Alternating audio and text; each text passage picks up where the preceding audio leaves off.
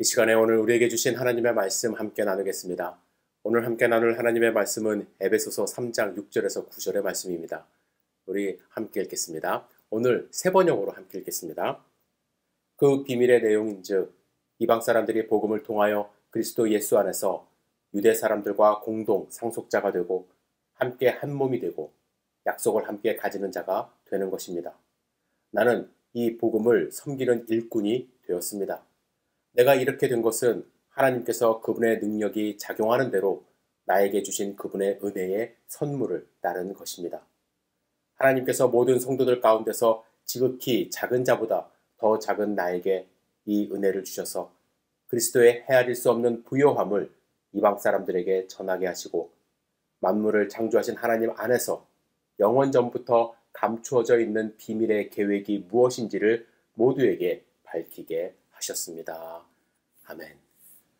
오늘 주실 말씀을 생각하면서 잠시 기도드리겠습니다. 사랑과 은혜가 충만하신 아버지 하나님, 주님의 말씀을 사모하며 모였습니다. 주님의 말씀에 집중할 수 있도록 인도하여 주시옵소서. 주님의 말씀으로 이 세상을 넉넉히 승리할 수 있도록 주님께서 축복하여 주시옵소서. 이 시간 주님의 말씀을 기대하며 예수님의 이름으로 기도드렸사옵나이다. 아멘. 여러분들이 다 아시는 것처럼 지난 13일 펜실베니아주 버틀러에서 선거 유세 중에 공화당 후보로 연설하던 전 대통령 도널드 트럼프에 대한 암살 시도 사건이 있었습니다. 20대 청년이 130m 정도 떨어진 한 건물 옥상에서 저격을 시도했는데 트럼프가 연설하면서 우연히 고개를 살짝 돌림으로써 날아오는 총알이 왼쪽 귀를 스쳐 지나가 큰 화를 면한 사건이었습니다. 이 사건은 전 세계에 커다란 충격을 주었습니다. 어떻게 군대도 경험하지 않은 20대 초반의 젊은 청년이 이러한 저격을 실행할 수 있었을까? 어떻게 이러한 총을 구입할 수 있었고 또 연습을 할 수 있었을까? 여러 가지 의문점이 들죠. 그의 범행 동기와 또 실행 과정에 수많은 의문점이 있기 때문에 사람들은 여러 가지 음모설을 퍼뜨리고 있고 심지어 자작극이라는 주장도 나오고 있습니다. 이 사건 이후에 뉴스에는 관련된 여러 가지 뉴스가 등장하는데 물론 가장 큰 뉴스는 다음 대통령은 트럼프가 될 확률이 높다는 뉴스입니다. 그리고 아마 여러분들은 모르실 수도 있는데 최근에 이제 부각되는 뉴스가 하나 더 있습니다. 이것은 이 사건을 4개월 전에 유튜브에서 예언한 브랜든이라는 목사의 영상입니다. 브랜든은 기도하는 중에 예수님의 음성을 들었다 하면서 환상을 보았는데 트럼프가 연단에 올라갔을 때 총알이 그의 귀를 스쳐 지나감으로써 이 고막이 터져 피가 흐르는 장면을 목격했다는 영상이죠. 사람들은 모두 신기해하며 브랜든 목사의 예언이 마치 하나님이 주신 예언을 선포하는 것으로 생각하는 사람들이 많아졌어요. 그래서 그가 한 그 말을 또 앞으로 어떤 말을 할 것인지에 대하여 귀추를 주목하면서 그를 믿는 사람들이 많아졌습니다. 여러분, 세상은 아주 극심한 혼란을 지금 경험하고 있습니다. 기술이 발달하면서 편리한 삶을 사는 것 같지만 오히려 더 불안한 세상이 되어 갑니다. 전쟁, 기근, 폭력이 난무하죠. 지난 목요일에 이제 설교 준비를 하려고 제가 쓰던 원드라이브를 열었는데 제 파일을 하나도 열 수가 없는 거예요. 저는 원드라이브 없이 그냥 워드를 열어서 사용했지만 저는 제 접속에 문제가 있다, 저희 집에 인터넷에 문제가 있다라고 생각을 했어요. 그런데 금요일 날 뉴스를 보니까 마이크로소프트 클라우드에 문제가 있어서 세계적으로 큰 혼란이 있었다고 합니다. 비행기가 결항이 되고 은행, 증권 업무가 마비되는 등 재앙 수준의 불편이 세계 곳곳에서 발생했다라고 이야기를 합니다. 완전히 복구되는 데는 몇 주일 더 걸린다고 하죠. 저는 앞으로 이런 일들이 더 빈번해질 수 있다고 생각합니다. 그리고 여러분, 이런 일들이 일어날 때마다 저격 사건이 일어나고 또 재앙 수준의 사건이 일어날 때마다 예언자들이 등장하여 사람들을 현혹할 것이라고 생각합니다. 저는요, 하나님이 어떠한 특정한 사람에게 앞으로 일어날 일을 보여주실 수 있다고 생각해요. 그가 본 사건, 그가 생각하는 것, 환상을 봤다라고 주장하는 것, 하나님이 보여주신 일일 수도 있다라고 생각합니다. 하지만 저는 개인적으로 의문점을 갖습니다. 그 의문점은 뭐냐면 브랜든이라는 목사, 특별히 그가 예언한 것은 트럼프가 저격 사건에서 귀에 이제 피가 나는 것, 그것을 보았을 뿐만 아니라 그가 강조하는 것은 무엇이었냐면 그가 곧바로 무릎을 꿇고 하나님을 찬양했다는 거예요. 그리고 급격한 변화를 일으켜 마치 하나님의 사람이 된 것처럼 이야기를 하는 것입니다. 아마 그의 영상을 본 많은 기독교인들 중에 어떠한 분들은 트럼프가 총격을 받아 귀에서 피가 나는 것을 보았기 때문에 이 브랜든의 예언이 다 맞다고 생각하며 마치 트럼프를 하나님의 사람으로 생각할 수도 있다는 것입니다. 저는 트럼프는 하나님이 세워주신 사람이 아니라고 생각해요. 철저히 자본주의가 낳은 큰 사람, 거인, 좀 속된 말로 하면 괴물이라고 저는 생각을 합니다. 그의 삶 생각해 보세요. 그의 인생의 목표 생각해 보세요. 하나님의 영광일까요? 아니라는 것이죠. 자신의 이익과 권력, 인기, 그것을 얻기 위함이라고 저는 생각을 합니다. 그가 하나님의 사람이라는 어떠한 징후, 저는 볼 수가 없습니다.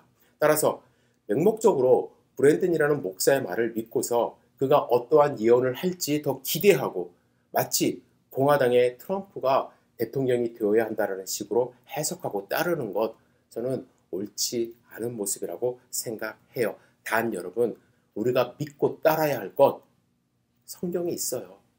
하나님의 말씀 우리 가운데 있습니다. 하나님은 우리가 믿고 따라야 할 모든 것들을 말씀으로 우리에게 주셨어요. 거기에 집중해야 돼요.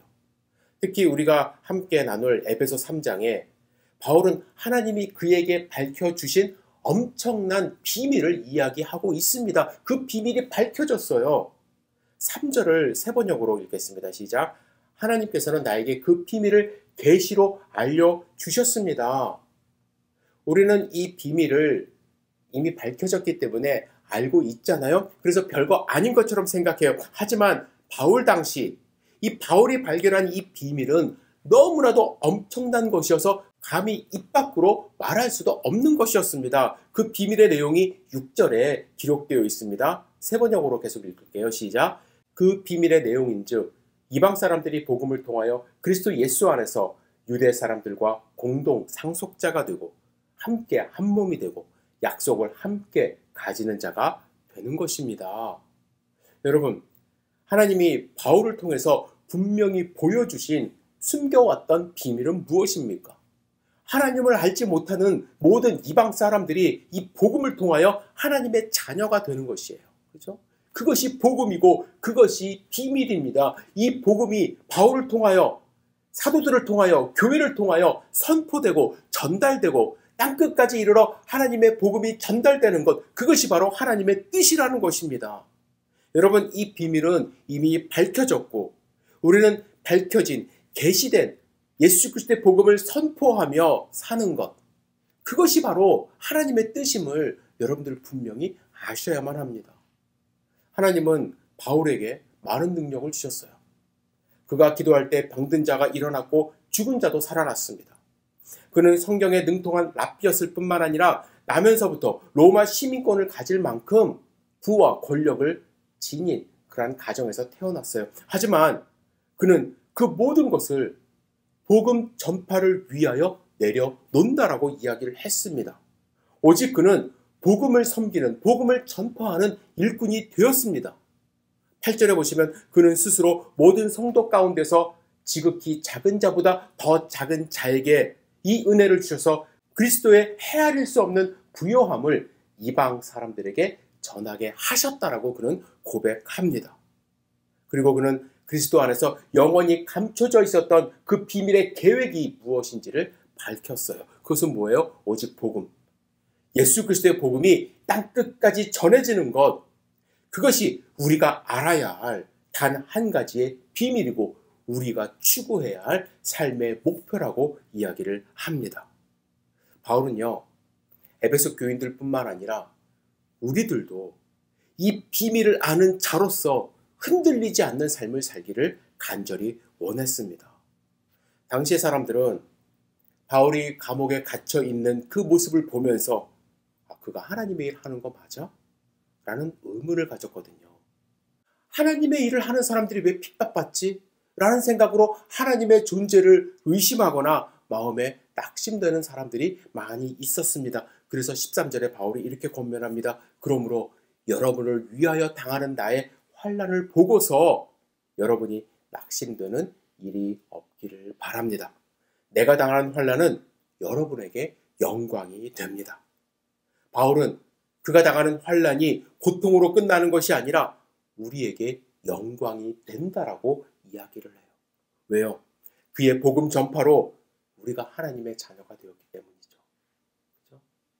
여러분, 우리는 흔들리지 말아야 할 것입니다. 초대교회 성도님들이 바울의 환난을 보고서 낙심했듯이 그런 낙심하지 말아야 하고요. 세상이 돌아가는 이 환난 가운데서, 혼란 가운데서 우리는 낙심하지 말고 굳건히 서서 복음을 증거하는 그러한 사람이 되어야 할 것입니다. 여러분, 우리가 흔들리지 않고 낙심하지 않기 위하여 우리가 해야 할 일들이 있습니다. 첫 번째, 하나님의 지혜를 알아야 돼요. 바울은 자신의 복음 전파로 교회가 하나님의 지혜를 알게 되었다라고 이야기를 합니다. 10절 같이 읽겠습니다. 시작. 그것은 이제 교회를 통하여 하늘에 있는 통치자들과 권세자들에게 하나님의 갖가지 지혜를 알리시려는 것입니다. 교회를 통하여 하나님의 각종 갖가지 지혜를 알게 하셨다 이렇게 이야기를 합니다. 그것을 우리는 발견할 수 있어야 돼요. 하나님의 갖가지 지혜 무엇일까요? 그것은 백과사전적 지식은 아닙니다. 이에 대하여 19세기 아일랜드 예수의 사제였던 제럴드 멜리 홉킨스는 교회에 게시된 이 각종 지혜, 갖가지 지혜에 대하여 인스케이프라는 단어를 사용했습니다. 여러분, 우리는 눈으로 보는 풍경을 랜드스케이프이라고 이야기를 합니다. 이 풍경은 눈앞에 펼쳐지는 광경 아닙니까? 그러나 이 인스케이프는 한마디로 정의할 수 없는 여러 가지 내면적 모습을 담고 있죠. 빛이 만들어낸 그림자, 색조, 모양, 관계, 소리, 이 모든 것들이 어울려서 만들어낸 아름다운 모습이 바로 이 인스케이프예요. 유명한 화가들은 랜드스케이프를 잘 그리는 사람들이 아닙니다. 물감과 캔버스를 이용하여 우리가 발견하기 힘든 무언가를 보면서 인스케이프의 특징을 잘 잡아 그림을 그려야 뛰어난 화가라고 우리는 이야기를 합니다. 여러분, 우리가 경험해야 하는 하나님은요, 랜드스케이프가 아니라 각종 지혜, 즉 인스케이프이어야 할 것입니다. 세상을 바라볼 때 랜드스케이프로 보지 마십시오. 겉으로 드러나는 화려함 혹은 겉에 드러나는 각종 환란, 그것에 현혹되지 마십시오. 우리는 하나님의 인스케이프를 발견해야 할 것입니다. 우리는 어떻게 하나님의 인스케이프를 발견할 수 있을까요? 무엇보다도 내 안에서 하나님의 지혜를 발견할 수 있어야 돼요. 바울은요, 자신을 보면서 하나님의 지혜를 먼저 발견했습니다. 자신을 바라볼 때 결코 예수 그리스도의 복음을 증거할 수 있는 사람이 아니었다라고 이야기를 해요. 그렇죠? 여러분이 아시는 것처럼 바울은 예수 믿는 사람들을 잡으러 다니던 그런 사람이었어요. 그러던 바울에게 예수님이 빛으로 오셨습니다. 사울아, 사울아, 내가 어찌하여 나를 박해하느냐. 예수님을 만난 후에 사울이 일꾼이 되어 바울이 되었습니다. 에베소서 3장 7절은 바울은 스스로 이렇게 이야기를 합니다. 내게 주신 하나님의 은혜의 선물을 따라 내가 일꾼이 되었노라. 8절에 자신에 대하여 이렇게 이야기합니다. 성도 중에 지극히 작은 자보다 더 작은 자. 자기가 돌아봤을 때는 자기는 너무나도 작은 자였대요. 하지만 하나님의 비밀의 경륜을 드러내기 위하여 하나님이 그를 사용하셨다라고 이야기를 합니다. 그는 발견한 거예요. 랜드스케이프를 본 것이 아니라 하나님이 내 속에서 일하시는 그 역사하심을 바라보았을 때 자기를 하나님께 내어드렸고 하나님의 그 사역을 그는 수행할 수 있게 된 것입니다. 여러분, 우리에게 필요한 것이 있습니다. 하나님의 지혜를 발견하는 거예요. 하나님이 내 속에서 일하시는 것을 발견하는 것입니다. 겉모습으로 판단하는 것이 아니라 하나님이 우리 속에서 일하시는 그 모습을 우리가 발견할 때에 우리는 하나님의 역사함 속에 들어갈 수 있고 하나님을 통하여 우리는 일할 수 있게 되는 것이죠. 그럴 때 흔들리지 않아요. 둘째로, 흔들리지 않기 위하여 우리가 해야 할 일, 기도하는 것입니다. 14절에 바울은 이렇게 이야기를 합니다. 그러므로 나는 하나님께 무릎을 꿇고 빕니다. 바울이 했던 거 뭐예요? 기도 아닙니까? 바울은 무릎을 꿇었다고 이야기를 합니다. 무릎을 꿇다는 것, 항복을 의미합니다. 하나님 앞에 항복하는 거예요. 스스로 무방비 상태라는 것을 표현하는 것입니다. 순종하는 마음으로 상대의 뜻을 겸손히 받아들이겠다는 다짐의 표현입니다. 나의 권리를 포기하고 내가 가진 생각, 나의 주장, 그렇죠?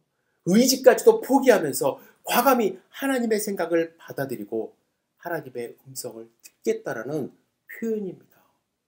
바울은 이렇게 하나님 앞에 무릎을 꿇고 에베소 성도를 위하여 두 가지 기도 제목을 구합니다. 첫 번째는 필요를 채우는 기도가 아니라 충만함을 위한 기도를 드려요.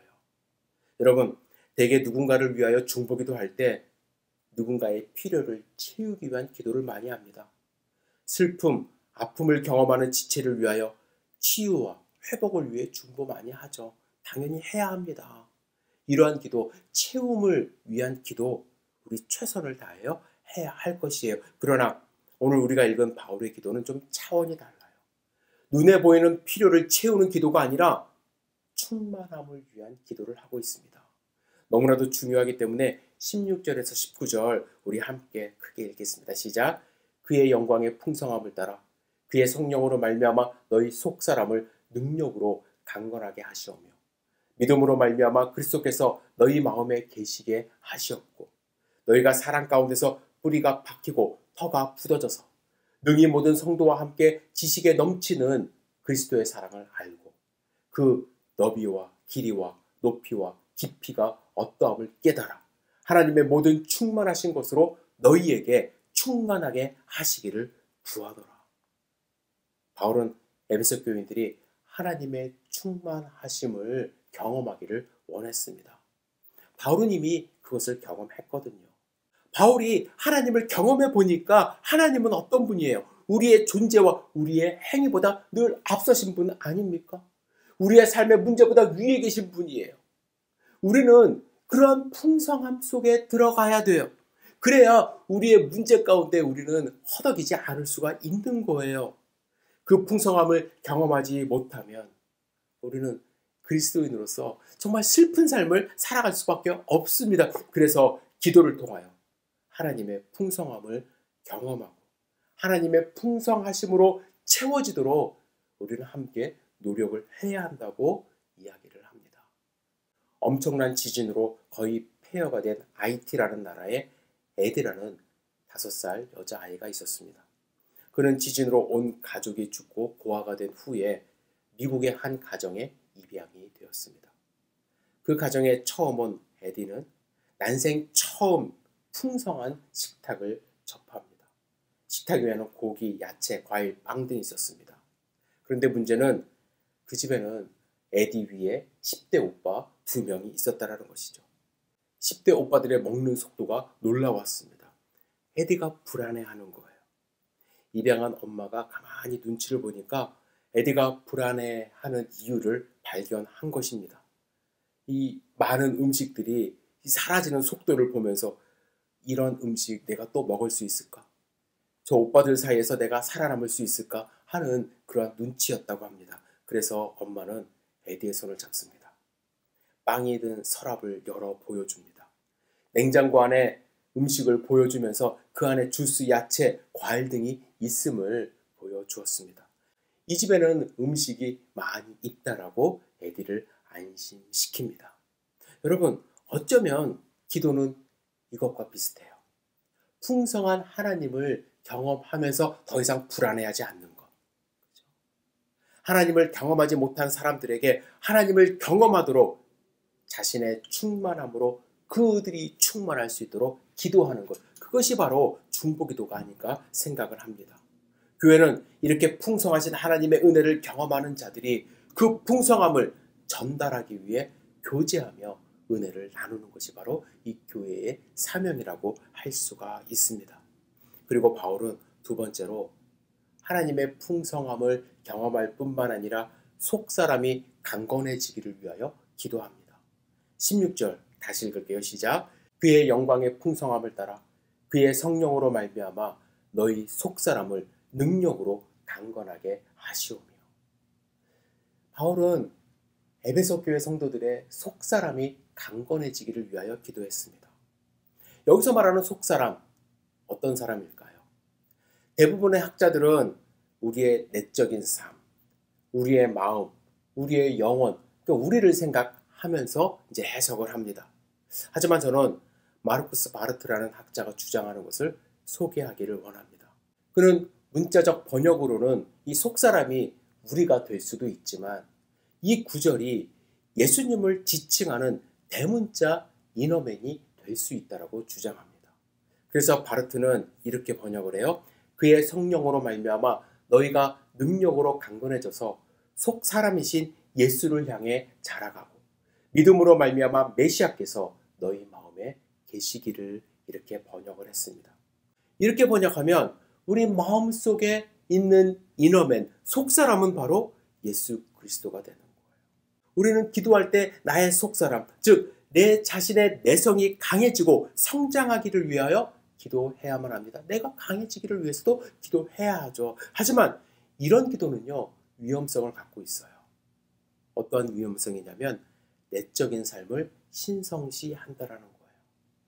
그래서 기도 많이 하는 사람일수록 자기는 내적으로 강하고 거룩하다라는 생각으로 다른 사람들을 폄하하는 위험성을 갖고 있습니다. 하지만 이 속사람이 예수 그리스도가 될 때 내 기도는 실제의 삶에서 내 안에 거주하시는 예수님과 밀접한 관련을 맺게 됩니다. 그리고 내 안에 예수 그리스도께서 살아계시고 힘주시고, 그래서 예수께서 강해지심으로 또한 나도 강해짐을 경험하는 것이죠. 이것이 어쩌면 우리가 기도해야 하는 이유가 아닐까 생각을 합니다. 기도를 통해서 내가 개인적으로 강해지는 것이 아니라 내 안에 예수 그리스도께서 풍성히 거하시는 것을 경험하는 것, 그것이 바로 우리 기도의 목적이라고 할 수가 있습니다. 그래야 우리는 낙심하지 않고 강하게 살아갈 수가 있는 것이죠. 여러분, 우리는 예수님이 재림하는 그 순간까지 혼란의 시대를 살아갈 거예요. 세계 곳곳에는 전쟁, 기근, 폭력, 마약 지속적으로 일어날 것입니다. 이럴 때 우리는 낙심하지 말아야 할 것입니다. 우리의 삶의 목표를 굳게 붙들고 살아가야 할 것입니다. 왜냐하면 우리는 이미 승리한 싸움을 하고 있기 때문에 그렇습니다. 바울은 그의 기도를 마무리하면서 이렇게 고백합니다. 우리 가운데 역사하시는 능력대로 우리가 구하거나 생각하는 모든 것에 더 넘치도록 능히 하실 이에게. 하나님은 우리가 생각하는 것보다, 우리가 구하는 것보다 더 넘치도록 우리에게 주시는 분임을 바울은 경험했고, 그것을 위하여 에베소 교인들에게 기도하며 편지를 쓰고 있는 것입니다. 하나님은 우리가 구하는 것, 우리가 생각하는 것에 더 넘치도록 우리에게 주시는 분입니다. 이 확신 붙들고 흔들리지 않고 낙심하지 않고 예수 그리스도의 복음을 붙들고 승리하는 삶 살 수 있기를 주님의 이름으로 축복합니다. 기도하겠습니다. 사랑과 은혜가 충만하신 아버지 하나님, 주님의 은혜 저희들이 풍성히 경험할 수 있도록 인도하여 주시옵소서. 주님, 흔들리지 않는 그리스도인의 삶을 살 수 있도록 인도하여 주시옵소서. 우리가 서로를 위해 간구하는 공동체 될 수 있도록 인도하여 주시고, 이 험한 세상에서 기쁨으로 주님을 찬양하며 그리스도의 복음을 증거하는 삶을 살아갈 수 있도록 주님께서 인도하여 주시옵소서. 예수님의 이름으로 기도드렸사옵나이다. 아멘.